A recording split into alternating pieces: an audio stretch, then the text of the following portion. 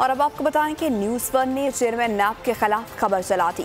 नैब ने news one पर chairman नैब के हवाले से खबर की तरदीद कर दी। वज़ीर आज़म ने एक्शन लेते हुए अपने मुशीर ताहिर खान को बरतरफ कर दिया।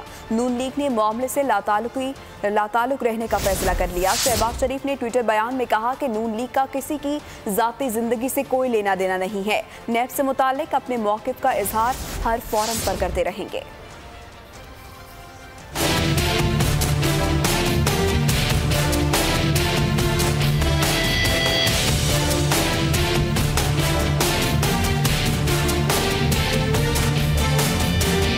वन का चेयरमैन नैब के खिलाफ खबर चलाने का मामला। नैब ने न्यूज़ वन पर चेयरमैन नैब के हवाले से खबर की तरदीद कर दी। तर्जुमाने नैब की जानिब से जारी बयान में कहा गया कि न्यूज़ वन ने चेयरमैन नैब की साख को मजरूह करने की कोशिश की। हक़ाइक़ के मुनाफी खबर नशर की गई। बयान में वाज़ेह किया गया कि नैब ने दबाव और ब्लैकमेलिंग को पसे पुश्त रखकर अपना काम किया। ब्लैकमेलर गिरोह के 2 अफराद को गिरफ्तार करने और रेफरेंस की भी मंजूरी दी गई। गिरोह के खिलाफ मुल्क भर में 42 FIR दर्ज हैं।